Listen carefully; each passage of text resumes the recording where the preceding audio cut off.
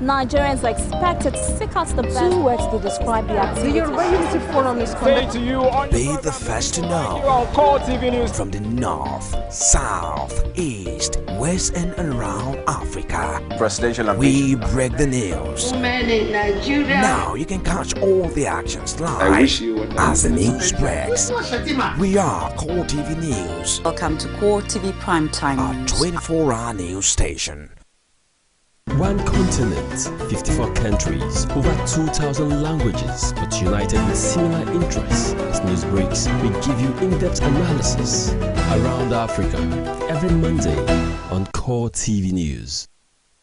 A very big thanks for joining us. It's Around Africa, and I am Brownson. Unwana. Good to have you on the show today. There have been a lot of questions. Where did Africa go wrong? And a lot of people will say they woke up one morning and, of course, discovered that there have been a lot of trafficking weapons coming into the continent that people want to say in the last 20, 15 years, it wasn't like that. Where did Africa go wrong is a very big question. And there have been allegations of the Sahel routes and, of course, the Maghreb being responsible for all of that. But Bala Zakai is here to give us all the analysis we need on the program today on Around Africa. Bala, good to have you on the program. Thank you. Where did Africa go wrong? To be honest, where we got it wrong as Africans or as Africa is difficult to explain. Maybe that will be left to researchers and students of history. But one thing we know is this: as of today, the continent of Africa has been bedeviled by small and light weapons. There has been trafficking of weapons across the continent of Africa. There has been insecurity across the continent of Africa. But most importantly, Africans are those who are losing. It's very, very clear. We've seen it in terms of destructions of life and property. We've seen it in terms of destruction of the total economy of African continent. Now, the Maghreb routes, the Maghreb region is a very strong region. What would you want to say about that? You know, it's still going to be based on history, and it has a historical perspective. First of all, when you talk about the Maghreb, right, you're talking about some of these African countries that are on the side or on the western side of Egypt. And you're talking about countries like probably Mauritania, right? You have Morocco, you have Libya, you have Algeria, and you have Tunisia. It was a good thing originally to have created, you know, the Maghreb, because it was for economical reason, just like what people do. You have the ECOWAS, you have regional integration. When the founding fathers, around probably the late 70s, came up with that, the intention was for ease of regional integration, right? They had some kind of even racial commonnance, right? They also have what we call even religious commonnance amongst them. And it was naturally good that they could foster economic and political relationships. But it should also be understood that at one point or the other, even though you form that body called the Maghreb, you have the individual countries with their respective political and economic differences. When you have regional integration, what that does positively is to allow ease and movement of goods and services. But in the process also, that's how you will have ease and movement of what? Criminality, right? And in this case, probably of arms. But one thing again is this: when you look at the continent of Africa, the Maghreb countries are actually facing the Mediterranean, which is the boundary between Africa and Europe. But you also have what we call the Sahel. The Sahel is principally arid. And when you talk about the Sahel, you're looking at countries like Mauritania, right? Mali, Niger, right? Chad, and Sudan. Those countries economically are not as strong as the countries within the Maghreb, right? or within the countries that we can call sub-Saharan Africa, where you have like the Nigeria, right? You have Togo, you have Ghana, you have Ivory Coast. So basically, the Sahel is in between what? The Maghreb and sub-Sahara.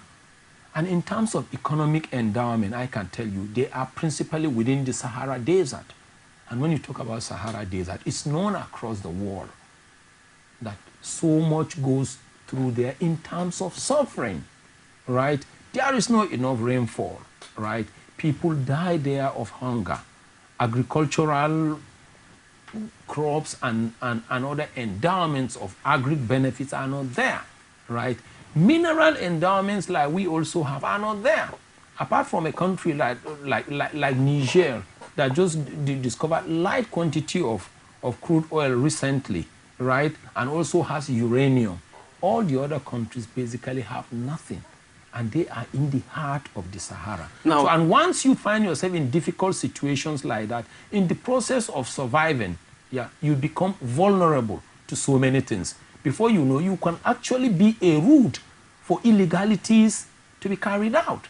The illegalities could be weapons, arms, they could be drugs. People who are expert as far as narcotics could take advantage of that. Now, the Sahel route has been seen as one of the most notorious routes in Africa. Now, of course, I understand Maghreb very strong. They are full of the Arabs, and of course, we know what the Arab Spring entails. But now, let's look at because a lot of people are listening. Have linked the terrorism in West Africa precisely to the Sahel route that has, of course, Mauritania is at the tail end. If you look at the graphics on your TV screen, and of course, it follows by Mali, the Niger Republic, and Chad is just at the end point. It means goods can come from Europe straight to Chad, and it goes between these countries without interference. That's how powerful. And there's been a lot of trafficking happening. I'm about a particular report I read at a particular time where the international community they've tried their best to see how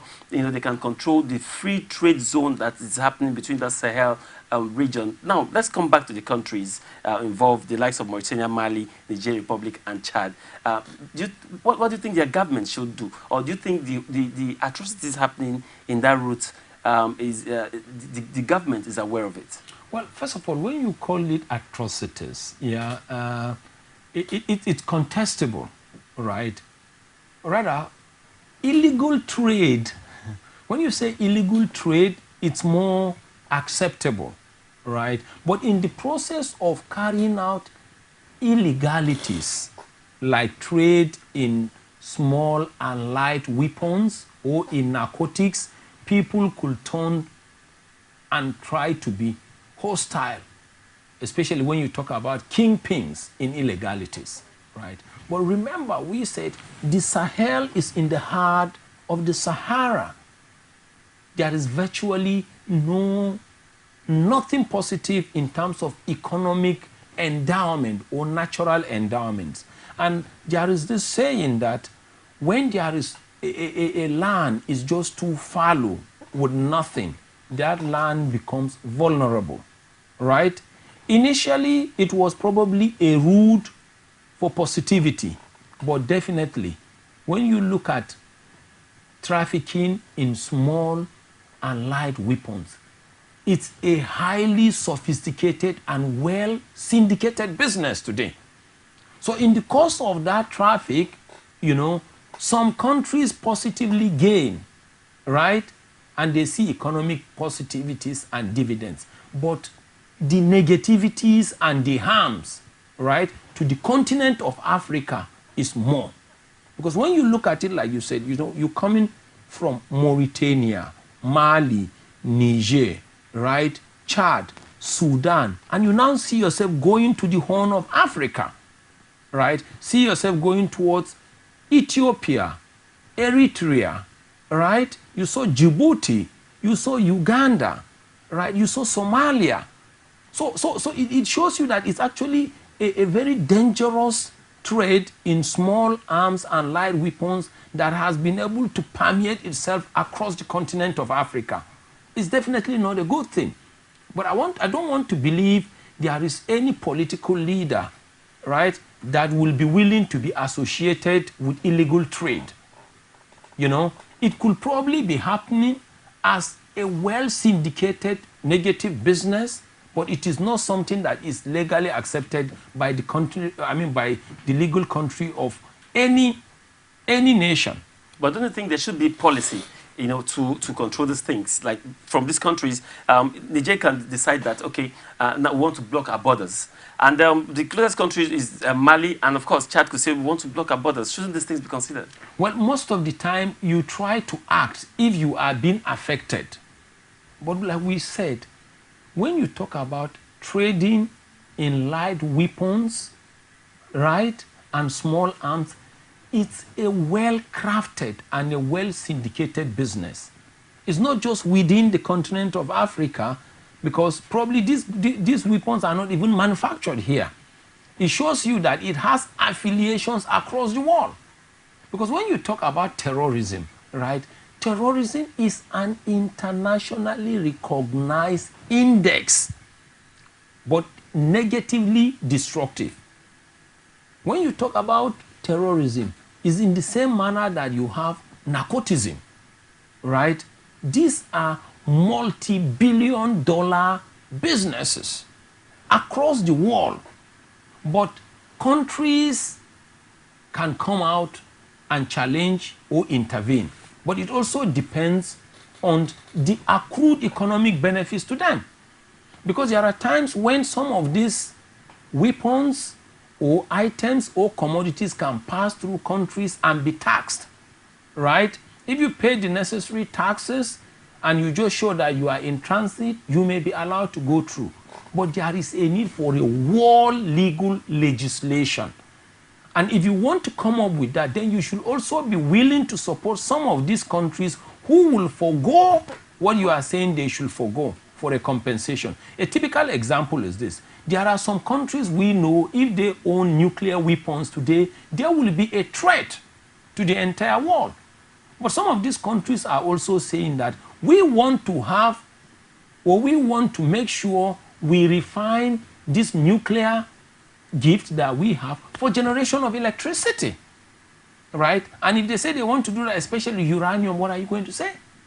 So if you have to deprive them of this means of livelihood, there has to be a probably adequate or a commensurate compensation. Who is supposed to compensate who? Well, first of all, some of these countries, like we said, if you look at them, especially within the Sahel, they are basically arid countries, right? Little or nothing. Even crops don't grow.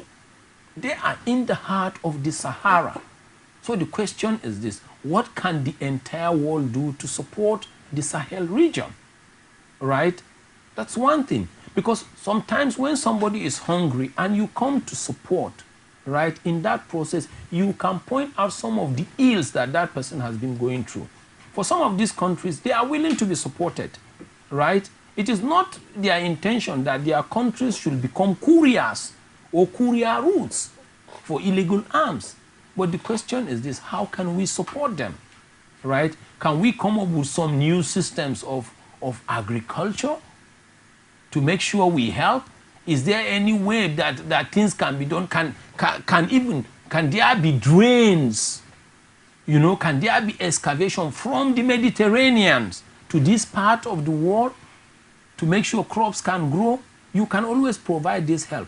But fundamentally, right, dealing or trading in arms and weapons across the Sahel is likely to continue until the entire world comes to their aid, because there is basically nothing there to live on.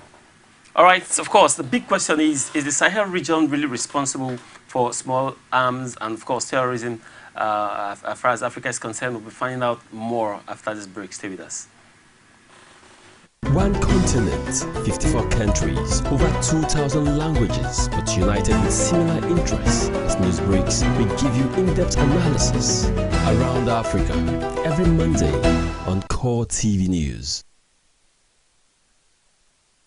Glad to have you join us on another edition of The Political Arena, the most detailed and incisive political show. You will see all kinds of politicians Even those who cannot manage their homes, we tell you to let them manage your lives. Look well, shine your eyes. So stomach infrastructure is a way of life. Even if I cannot do anything, and I continue to help your stomach so that your life will keep on going. So my style is without apology. Stomach infrastructure is a way of life for me. I should ask you, what is going right in this country? Is it education?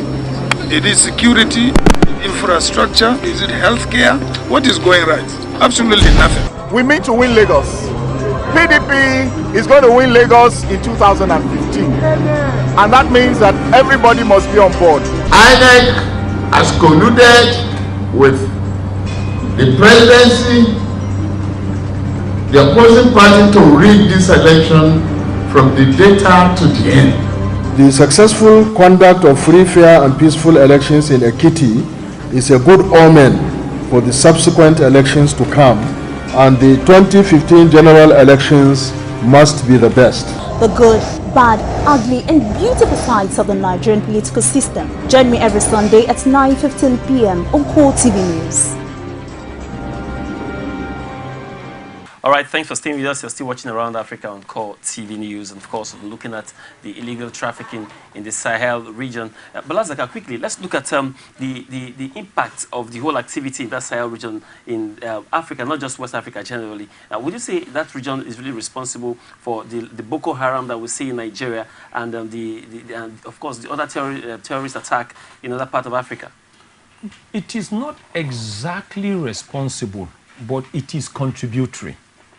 It has contributed so much to what we've been seeing. Because when the Arab Spring came up, right, that Arab Spring took place principally across the Maghreb, right? It started in Tunisia, right? After some time, it almost got into Algeria, right? It was being contained, it didn't get into Morocco. But we knew that a very strong power, you know, was affected there, and that was Libya.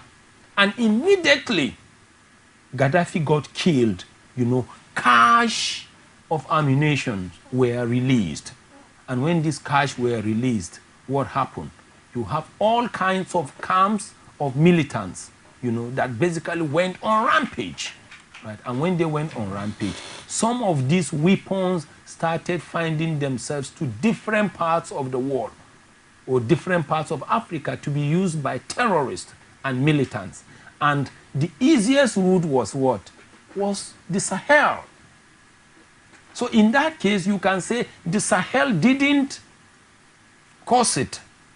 It didn't cause the terrorism, but the Sahel was a very good channel for the movement of some of these weapons. How can it be curbed? How can the trade around that route be managed? Well, the only way you can do it is to continue, I mean, talking to member nations, talking to member countries, and you see how you can stop it. And to also make sure we preach continental and regional stability. Because if the Arab Spring had not existed, right, there wouldn't have been a release of ammunition like that. If Gaddafi had not been killed, if Libya was not destabilized, you know, there wouldn't have been, his armory wouldn't have been let loose, right, by different militants. So the only thing that will happen is there is a need to preach peace and make sure there is regional stability.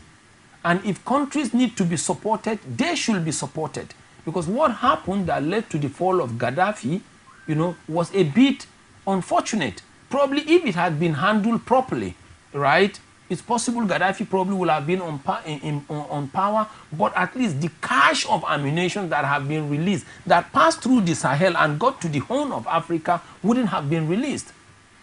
Yeah, it looks, seems like it's a bigger problem, but I'm sure we'll have a part 2 of this discussion sometime very soon, because there have to be a permanent solution as far as the illegal trafficking in that Sahel region is concerned. Thank you very much, Zakar, for your time, for finding time to be on the show, and I hope you're obliged to our call next time. Thank you. All right, of course, that's how far we can go on the program today. We'll be back again next week. Do join us then. Until we meet again, my name is Brownson, Unwana. Have a good day. One continent, 54 countries, over 2,000 languages, but united in similar interests. As news breaks, we give you in-depth analysis around Africa every Monday on Core TV News. Jamuna mata ere nigo ni jamuna mata buzigirana marindi baba ere